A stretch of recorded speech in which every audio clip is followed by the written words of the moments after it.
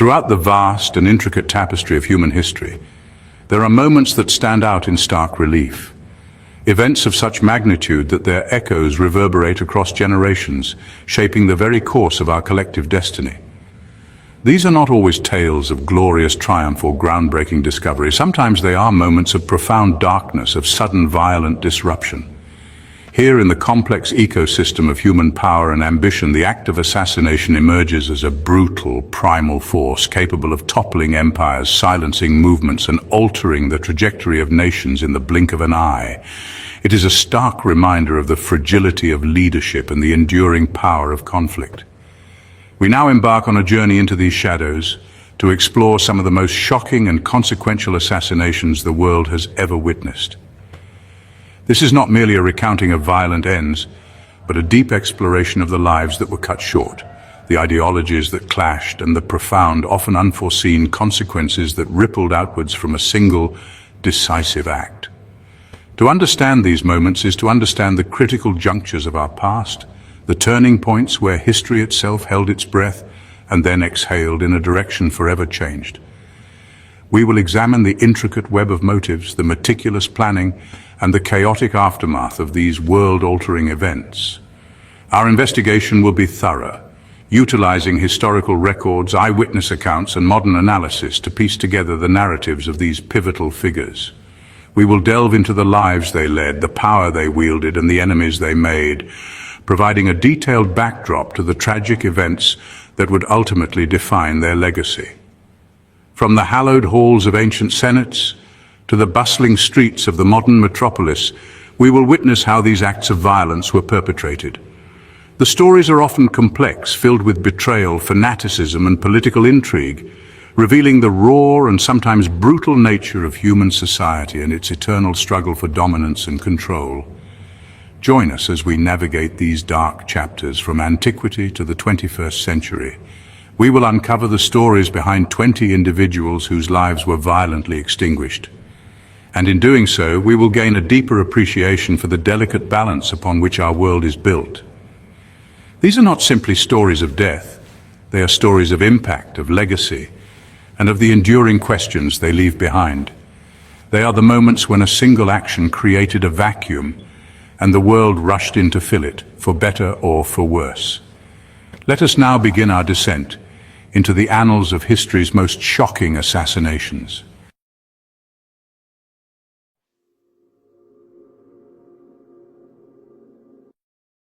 In the late Roman Republic, Julius Caesar was a force of nature, brilliant general, master politician, and a colossus who cast a long shadow over Rome. His meteoric rise and unprecedented power sparked fear among the Senate. Crossing the Rubicon, he defied tradition and became dictator perpetuo. Conspirators, fearing tyranny, plotted his assassination. On the Ides of March 44 BC, Caesar was stabbed to death in the Senate. His death plunged Rome into chaos, ending the Republic and paving the way for the Empire.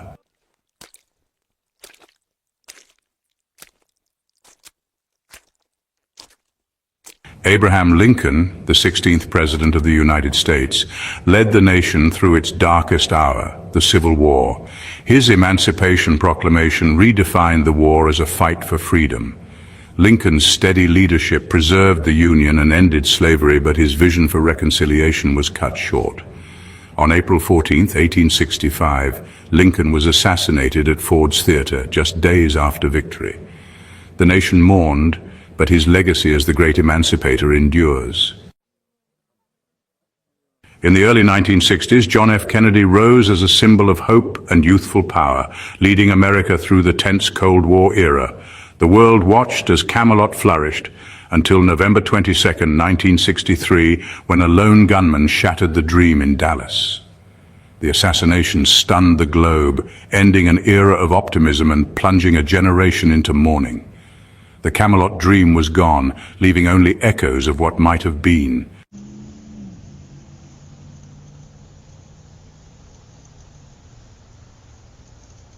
In the deeply segregated habitat of mid-20th century America, a new and powerful voice emerged. This was Martin Luther King Jr., a man whose strength lay not in physical might or political office, but in the compelling force of his moral vision. He was a creature of peace, employing a strategy of non-violent resistance, a remarkable evolutionary adaptation in the brutal struggle for dominance and equality. His "I have a dream" speech was a vocalization that echoed across the nation, a call for the species to live up to its own declared ideals of freedom and justice for all, regardless of the color of their skin. He led his followers on long, arduous migrations, marches through hostile territories where they faced intimidation, aggression, and violence. In places like Birmingham and Selma, they were met with the brute force of the established order: high-pressure water hoses, snarling dogs, and the clubs of law enforcement. Yet their strategy was to absorb the aggression without retaliation, a display of profound discipline and courage. This tactic, broadcast on the newly dominant medium of television, exposed the raw brutality of the system they opposed, turning the conscience of the nation against itself and forcing change. Dr. King's influence grew with every confrontation. He became a global symbol, a testament to the power of peaceful protest. He was awarded the Nobel Peace Prize, a recognition from the international community that his struggle was not just an American issue, but a human one. He was a master of rhetoric, weaving together the language of biblical prophecy and democratic ideals to create a narrative that was both deeply spiritual and profoundly patriotic. He challenged the very soul of the nation, forcing it to confront the hypocrisy that lay at its core, the chasm between its creed and its conduct. But this role as the nation's conscience made him a marked man. To those who benefited from the existing social hierarchy, he was a dangerous disruptor, a threat to their way of life. His message of equality and economic justice challenged the deepest structures of power. The more successful he became, the more he agitated the dark undercurrents of racial hatred and fear. In the unforgiving wilderness of social change, the most effective leaders often attract the most virulent predators, and Dr. King was walking a path that was becoming more perilous with every step. April 4th, 1968, the city of Memphis, Tennessee. Dr. King has come here to support a tribe of sanitation workers, the most humble of laborers, in their struggle for better conditions. He is weary from the long campaign, the constant threats, the weight of leadership. He stands on the balcony of the Lorraine Motel, a modest dwelling, sharing a moment of casual conversation with his closest allies. The evening air is calm. For a brief instant, the relentless pressure seems to have lifted. It is a moment of unguarded peace, a fleeting respite from the war he has been waging. From a nearby rooming house, another lone hunter has been stalking his prey. James Earl Ray, a small-time criminal and an ardent racist, embodies the very hatred that King has fought so hard to overcome. He is a creature animated by a venomous ideology, a belief in his own superiority that has been threatened by the rising tide of the civil rights movement. He sees in King not a man of peace, but the architect of his world's undoing. With his rifle, he finds his target. The peaceful evening is about to be shattered by an act of supreme and cowardly violence.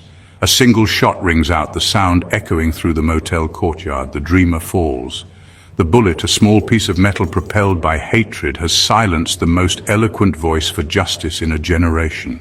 His companions rush to his side, their expressions a mixture of shock, horror, and a terrible dawning understanding. They point in the direction of the gunshot, a futile gesture against an unseen enemy. The leader, the man who had faced down angry mobs and hostile governments with unwavering calm, has been struck down in a moment of quiet repose. The death of Martin Luther King Jr. sent a wave of fire and grief across the nation. The strategy of non-violence he had so carefully nurtured was consumed in many places by riots born of rage and despair. The cities he had sought to heal erupted in flames. It was a catastrophic blow to the civil rights movement, decapitating its most visible and unifying leader. While the legislative victories he had won would endure, his assassination left a moral vacuum, a deep wound in the American psyche that has yet to fully heal. A stark reminder that even the most powerful dreams can be ended by a single violent act.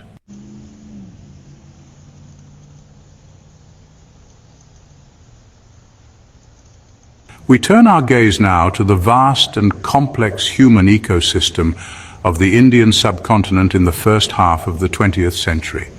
Here, one of the largest and most ancient civilizations on Earth lives under the dominion of a foreign power, the British Empire. In this environment of subjugation, a most unusual leader emerges. Mohandas Karamchand Gandhi, known to his people as Mahatma or Great Soul. He is physically frail, a small, unassuming figure, yet he possesses a spiritual and moral strength that will challenge the mightiest empire the world has ever known. His strategy is a radical one, something rarely seen in the history of human conflict. He calls it satyagraha, or truth force. It is a form of mass civil disobedience, a determined but non-violent refusal to cooperate with the ruling power. He leads his people on the famous Salt March, a 240-mile trek to the sea to illegally produce their own salt, a simple act of defiance against a punitive British tax. This symbolic gesture galvanizes millions, transforming the struggle for independence from a political debate into a mass popular movement that the British find impossible to control through force alone. Gandhi's philosophy extended beyond political independence. He advocated for a complete spiritual and social renewal of India. He championed the cause of the untouchables, the lowest caste in the rigid Hindu social structure, whom he renamed Harijans, or Children of God.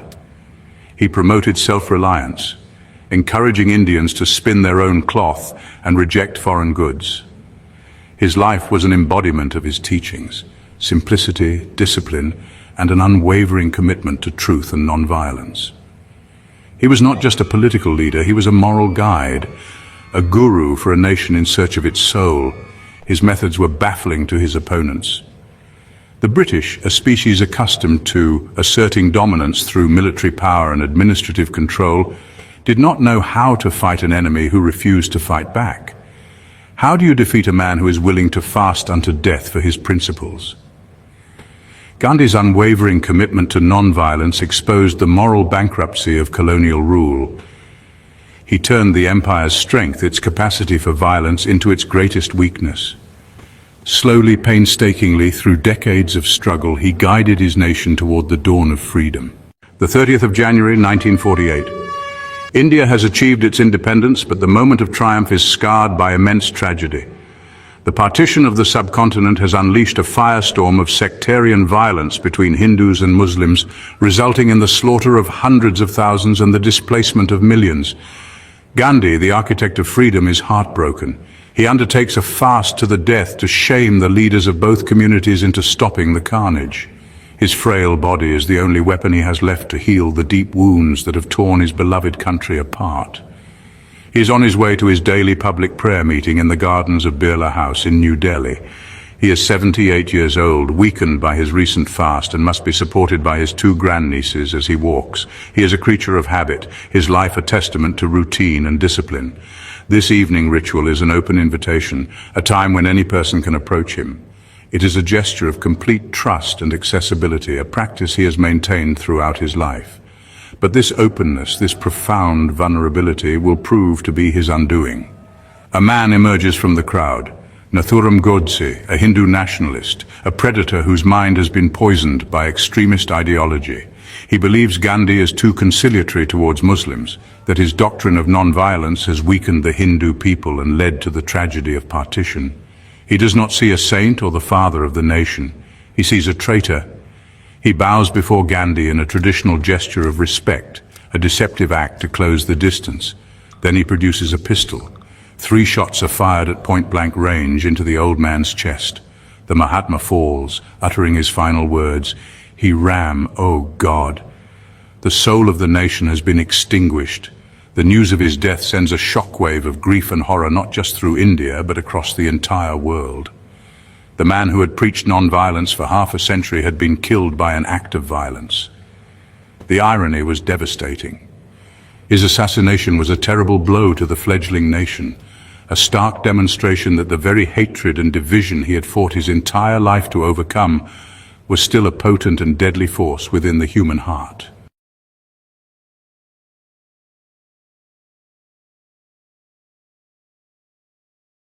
In early 20th century Europe, empires teetered on the edge of conflict. The Balkans, a powder keg, simmered with nationalist tension. Into this world stepped Archduke Franz Ferdinand, heir to the Austro-Hungarian throne. His visit to Sarajevo in June 1914 was meant as a gesture of authority, but fate intervened. Gavrilo Princip, a young nationalist, seized his chance and fired 2 shots, killing the Archduke and his wife. Those shots echoed across Europe, igniting the First World War.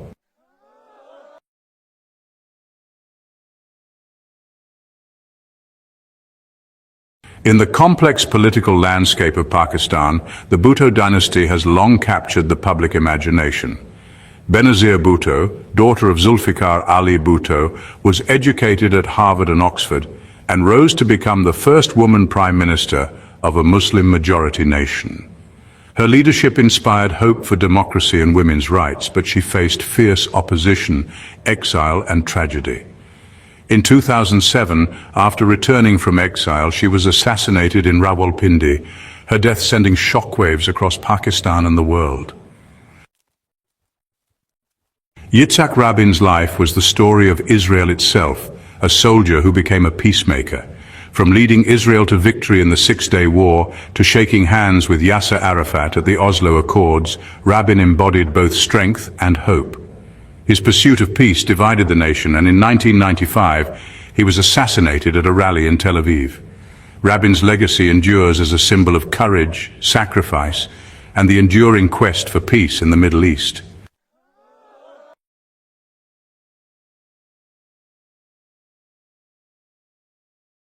In the turbulent 1960s, Malcolm X emerged as a powerful voice for Black America.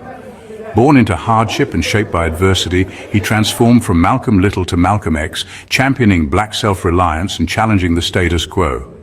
A pilgrimage to Mecca broadened his vision, leading him to advocate for unity and justice. Despite threats and betrayal, he stood firm until his assassination in 1965. Malcolm X's legacy endures, a testament to transformation, courage, and the relentless pursuit of truth.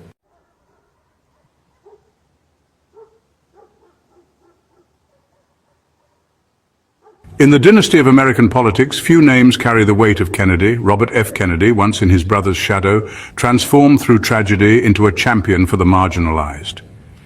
His 1968 presidential campaign became a beacon of hope, uniting a fractured nation. But on the night of his greatest triumph, hope was shattered by an assassin's bullet. The promise of 1968 died with him, leaving America to mourn what might have been.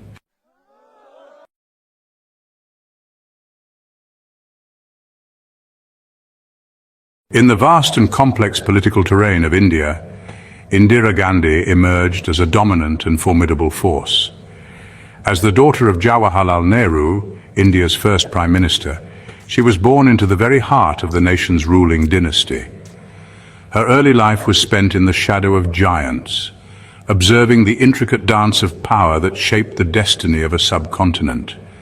This was her native habitat, and she learned its rules with an instinctual grasp. When she first ascended to the role of Prime Minister in 1966, many in the Congress Party establishment saw her as a pliable figurehead, a gungi gudia or dumb doll whom they could easily control. They had gravely misjudged their creature. Indira Gandhi proved to be anything but pliable. She possessed a core of steel and a ruthless political acumen that would come to define her rule. She swiftly outmaneuvered her rivals within the party, consolidating power and establishing herself as the undisputed leader. Her policies, such as the nationalization of banks and the abolition of privy purses for former royalty, resonated with the masses, earning her immense popularity. She cultivated a direct connection with the Indian people, bypassing the traditional party structures and creating a powerful personality cult around herself. She was the matriarch of the herd, demanding absolute loyalty. Her defining moment on the world stage came in 1971. With unflinching resolve, she led India to a decisive military victory over Pakistan, which resulted in the creation of the independent nation of Bangladesh. This triumph elevated her to the status of a national hero, a revered protector of the realm. She was hailed as the goddess Durga, a powerful deity of war and victory. This victory solidified her image as the Iron Lady of India, a leader of immense strength and unwavering determination, capable of projecting India's power far beyond its borders and reshaping the geopolitical map of South Asia. However, this consolidation of power came at a cost. Her leadership style grew increasingly authoritarian. Faced with mounting economic problems, social unrest, and a conviction for electoral malpractice, she made a fateful decision. In 1975, she declared a state of emergency, suspending civil liberties, censoring the press, and imprisoning thousands of political opponents. For 21 months, India, the world's largest democracy, was subjected to authoritarian rule. It was a shocking display of power, a demonstration that the matriarch would tolerate no challenge to her dominance, fundamentally altering the political ecosystem she had sworn to protect. The emergency was a dark chapter that tarnished her legacy, but Indira Gandhi's political life was one of remarkable resilience. Voted out of office in 1977 after lifting the emergency, she staged a stunning comeback, returning to the prime ministership in 1980. She had once again proven her mastery of the political jungle. However, her second tenure was to be dominated by a new and deadly conflict, this time within India's own borders. A growing Sikh separatist movement in the state of Punjab, demanding an independent nation called Khalistan, became an escalating threat to national unity. The crisis reached its boiling point as armed Sikh militants, led by Jarnail Singh Bhindranwale, fortified themselves within the Golden Temple in Amritsar, the holiest shrine in Sikhism. For Indira, this represented an intolerable challenge to the authority of the state. In June 1984, she made the most controversial decision of her career. She ordered the Indian Army to storm the temple complex in an operation codenamed Operation Blue Star.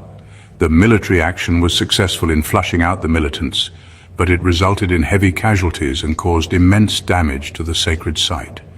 The storming of the Golden Temple was seen as a profound desecration by Sikhs around the world.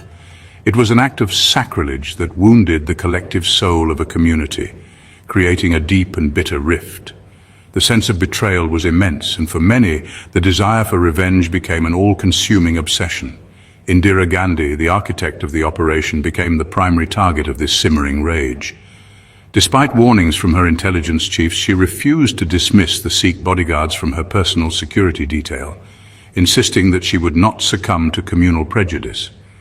It was a fatal display of principle, or perhaps hubris.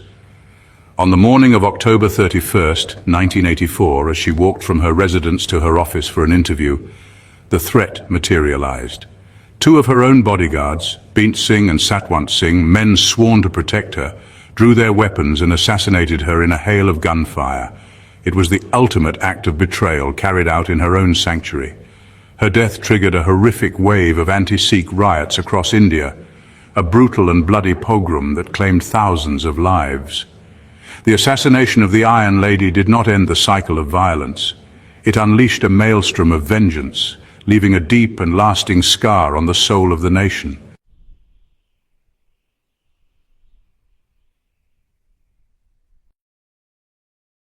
In the heart of the Middle East, Anwar Sadat rose from soldier to president, forging a path from war to peace. Sadat's bold vision led Egypt through conflict and ultimately to the historic Camp David Accords with Israel. For his courage, he was awarded the Nobel Peace Prize, but his pursuit of peace made him a target. In 1981, Sadat was assassinated during a military parade, a tragic end for a visionary peacemaker.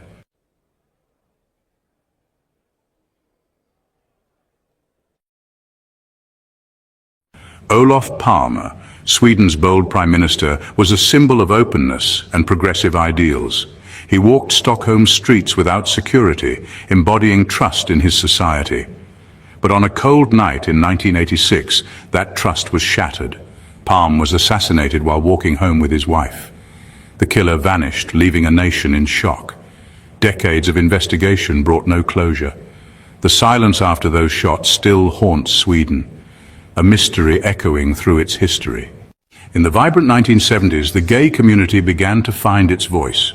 In San Francisco, Harvey Milk emerged as a leader, evolving from a camera shop owner to a political force.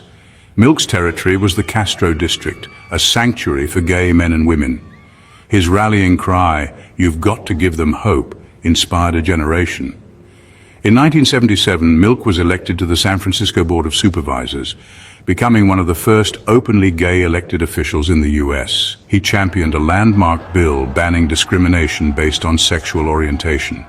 Dan White, a conservative rival, saw Milk's success as a threat. After resigning and being denied reappointment, White felt betrayed. On November 27, 1978, White entered City Hall armed. He shot Mayor Moscone and then Harvey Milk. Their assassinations shocked the nation, cementing Milk's legacy as a martyr for equality.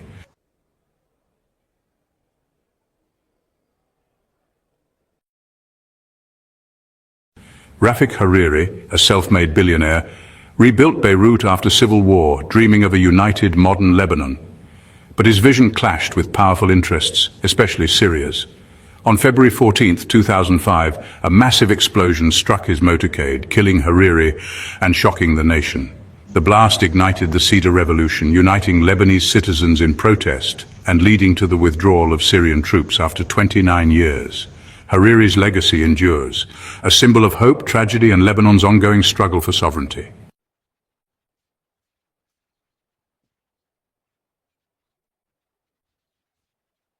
In famously safe Japan, the sudden violent death of Shinzo Abe, its longest-serving prime minister, was unthinkable. Abe was a dominant figure, shaping Japan's politics and global standing. On July 8, 2022, while campaigning in Nara, he was shot by a lone attacker with a homemade weapon. The nation was left in shock and grief, its sense of security shattered. Abe's assassination was a stark reminder that even the most peaceful societies are not immune to sudden tragedy.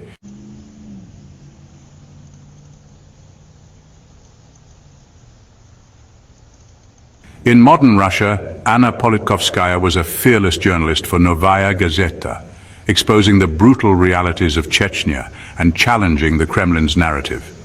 Her courage made her a target.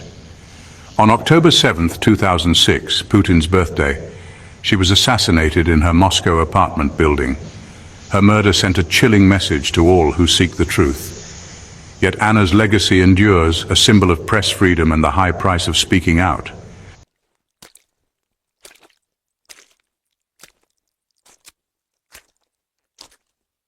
Jamal Khashoggi, a veteran Saudi journalist and reformer, became a powerful voice for openness and freedom.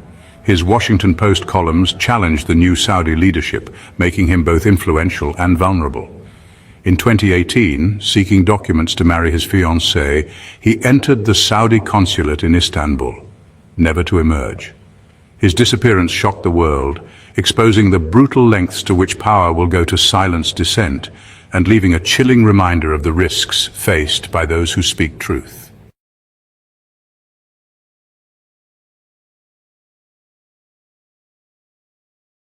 In 1960, the Congo broke free from brutal colonial rule. Patrice Lumumba, a former postal clerk, rose as a symbol of hope and unity. But his vision for a strong, independent Congo clashed with powerful foreign interests. Betrayed and isolated, Lumumba was overthrown in a coup backed by Belgium and the CIA. Executed in secret, his legacy endures, a martyr for African independence and a reminder of the high cost of freedom.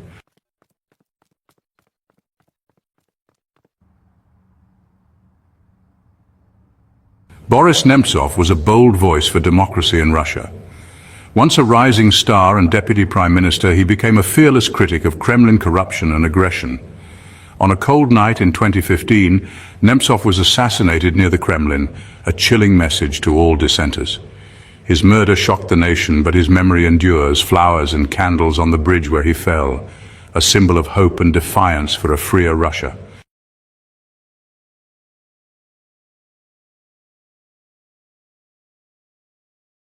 As we journey back from these pivotal, often brutal moments in time, we are left with the profound and lingering echoes of their impact.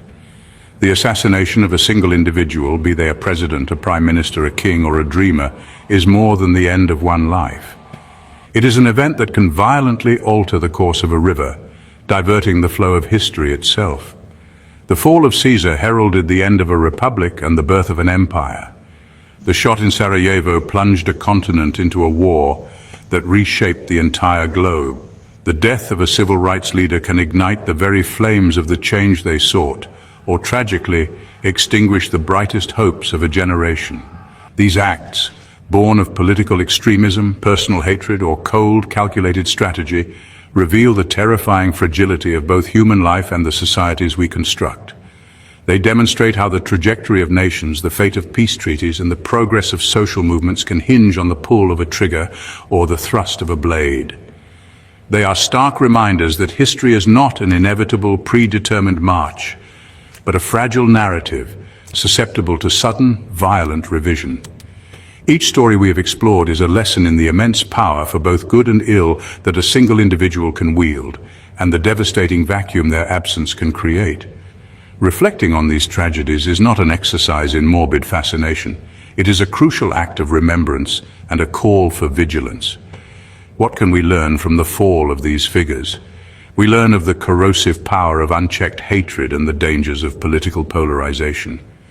We see the courage it takes to stand for one's beliefs in the face of mortal threats, and the responsibility we all share to protect the spaces for open debate and peaceful dissent. These stories compel us to consider the world we inhabit today, to recognize the echoes of the past in the present, and to ask ourselves what we are doing to prevent such history from repeating. The names of Caesar, Lincoln, Kennedy, Gandhi, Lumumba, and Nemtsov are now etched into the permanent record of our collective human story. Their lives and the violent manner of their deaths continue to resonate, teaching and warning us across the generations. We invite you to share your thoughts in the comments below. Which of these stories resonated most with you? Are there other lives, tragically cut short, that you believe have left an indelible mark on our world? Thank you for joining us on this solemn journey. For more explorations into the pivotal events that have shaped our history, be sure to subscribe to Animation Unveiled.